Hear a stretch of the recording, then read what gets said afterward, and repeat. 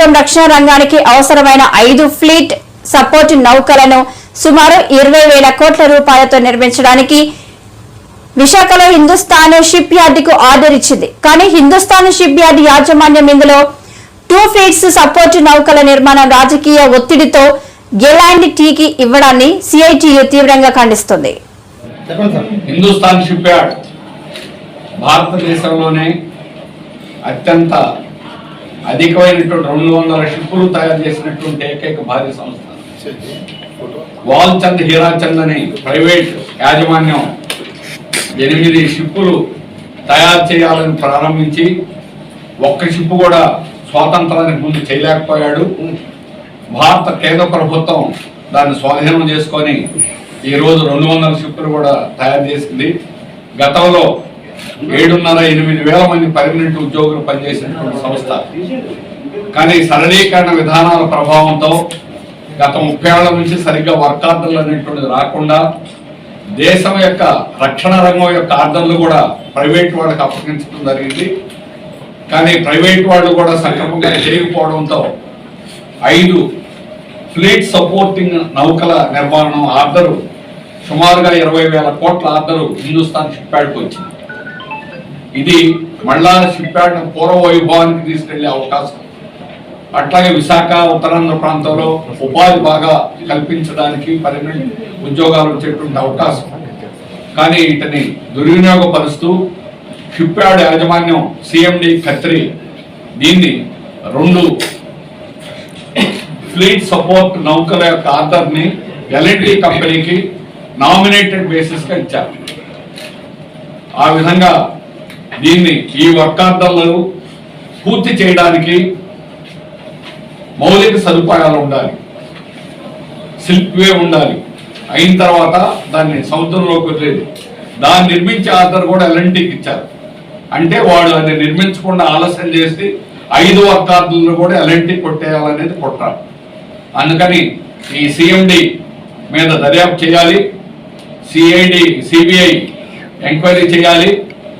ఈరోజు షిప్ యార్డ్కి వచ్చినటువంటి ఆర్డర్లు ఈ రకంగా ఎల్ఎన్టీకి బదిలీ చేయడాన్ని సిఐటియు తీవ్రంగా ఖండిస్తున్నది. సిఎండి మీద చర్యలు తీసుకోవాలని సిఐటియు డిమాండ్ చేస్తున్నాం. అలాగే 5 ఆర్డర్లు కూడా ఫ్లీట్ సపోర్టింగ్ నౌకల ఆర్డర్ మొత్తం కూడా హిందుస్థాన్ షిప్ యార్డ్లోనే చేయాలి. దీనికి మౌలిక సదుపాయాలు కలిగించేదానికి ఇచ్చినటువంటి ఎల్ఎన్టీ ఆర్డర్ను రద్దు చేసి వేరే వాళ్ళ ద్వారా దీన్ని చేయించి వేగంగా మౌలిక సదుపాయాలు కల్పించాలి.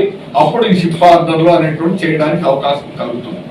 ఆ విధంగా జరిగితేనే షిప్ యార్డ్కి ఇచ్చినటువంటి 20,000 కోట్ల ఆర్డర్ నిలబెట్టుకోవడం అవుతుంది. లేకపోతే పేరుకి ఆర్డర్లు ఇవ్వడం 7 ఏళ్ల నుంచి నాటకం ఆడుతున్నారు కేంద్ర ప్రభుత్వం. ఇప్పటికి ఆర్డర్లు ఇచ్చారు. 7 ఏళ్ల నుంచి మీరు పత్రికల్లో రాస్తూనే ఉన్నారు, వచ్చేసింది షిప్ యార్డ్కి అన్ని ఆర్డర్లు అని. అవి ఏవి రాలా. ఇప్పుడు వచ్చిన దాన్ని ఎల్ఎన్టీకి అప్పగించేటువంటి పద్ధతిలో ఈరోజు మేనేజ్మెంట్ 2 ఆల్రెడీ నామినేటెడ్ బేసిస్లో ఇచ్చేసింది. ఈ విధంగా ఇవ్వడాన్ని అవి మొత్తం రద్దు చేయాలి. మొత్తం అన్ని వర్క్ ఆర్డర్లు కూడా షిప్ యార్డ్లో నిర్మించాలి. దాని మౌలిక సదుపాయాలు కల్పించాలి. దీంట్లో జరిగేటువంటి వెనక నుంచి రాజకీయ ఒత్తిళ్లు, బీజేపీ ప్రభుత్వం ఎటువంటి ఒత్తిళ్లతో దీన్ని ఎల్ఎన్టీకి అప్పచెప్పాలని ప్రయత్నిస్తున్నారో ఆ రాజకీయ ఒత్తిళ్లన్నింటినీ కూడా విరమించుకోవాలి. అలాగే దీంట్లో రిక్రూట్మెంట్ జరుగుతూ ఉంది. ఆ రిక్రూట్మెంట్ జరిగేటువంటి దానిలో ఇక్కడ ఉన్నటువంటి అధికారులకి 5 రెట్లు అదనంగా రిటైర్డ్ నేవీ అధికారులకు అనుభవం లేనటువంటి వాళ్ళకి, అర్హత లేని వాళ్ళకి తీసుకోవడం జరిగింది. దాన్ని కాక్ తప్పుపట్టింది. దాన్ని మళ్ళా రద్దు చేసి మళ్ళా ఇప్పుడు వాళ్ళకు అనుకూలంగా రూల్స్ తయారు చేసి మళ్ళా అదే 100 మంది నేవీ అధికారులు మళ్ళా తీసుకుంటా ఉన్నారు. ఆ విధంగా ఈ నియామకాల్లో కూడా తప్పులు జరుగుతున్నాయి. స్థానికంగా అర్హత ఉన్నటువంటి వాళ్ళు, అక్కడ పనిచేసేటువంటి అధికారులు నైపుణ్యం ఉన్నవాళ్ళు అనేక మంది ఉన్నారు. వాళ్ళందరినీ తొక్కేసి ఈరోజు బయట నుంచి అనుభవం లేని, అర్హత లేని వాళ్ళని ఈ రకంగా రిక్రూట్ చేయడం అనేటువంటి తప్పు.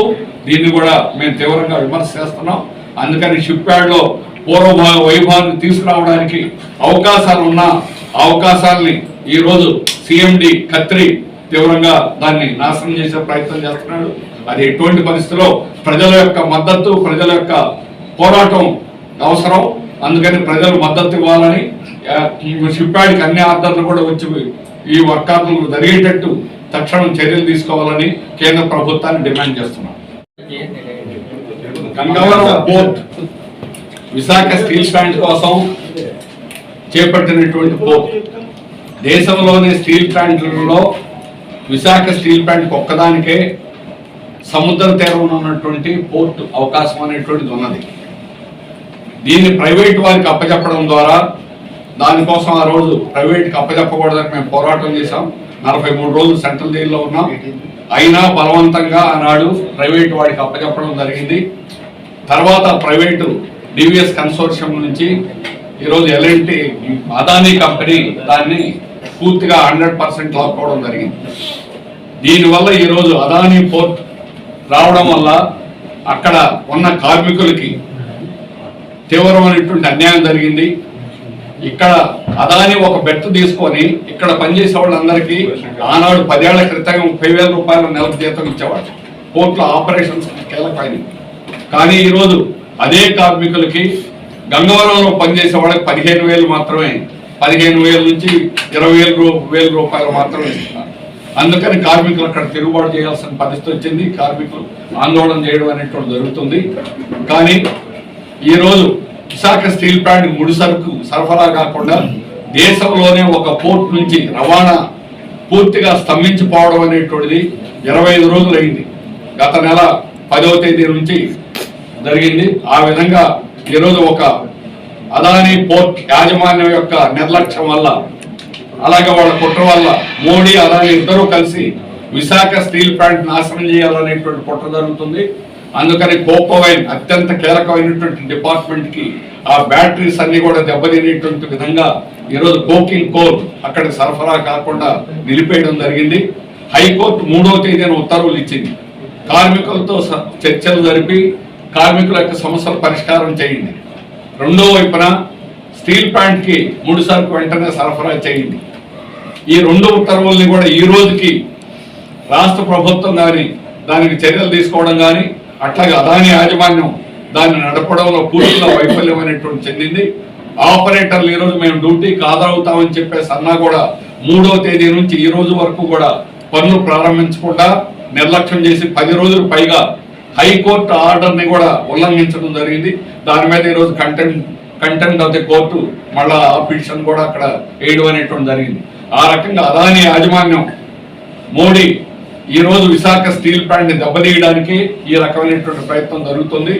విశాఖ స్టీల్ ప్లాంటే కానీ బ్యాటరీస్ కానీ దెబ్బతింటే దానివల్ల ఫలితాలు అనేటువంటి 5,000 కోట్లు ఖర్చు పెట్టినా కూడా అది రిపేర్ అవ్వదు. రిపేర్ అవ్వడానికి 3 నెలల నుంచి 6 నెలలు అవుతుంది. ఒక బ్యాటరీ మధ్యలో దెబ్బతింటే అటు 5 బ్యాటరీలు ఇటు కూడా వాటిని ఆపాల్సినటువంటి పరిస్థితి అనేటువంటిది ఉంటుంది. హీట్స్ 400 హీట్లు ప్రతిరోజు ఉత్పత్తి కావాల్సినటువంటిది గత వారం రోజులు కూడా 100 హీట్లు కూడా తయారు కాలేదు. ఈ రోజు మళ్ళా 140 హీట్లకి పెంచడం అనేటువంటి జరుగుతుంది.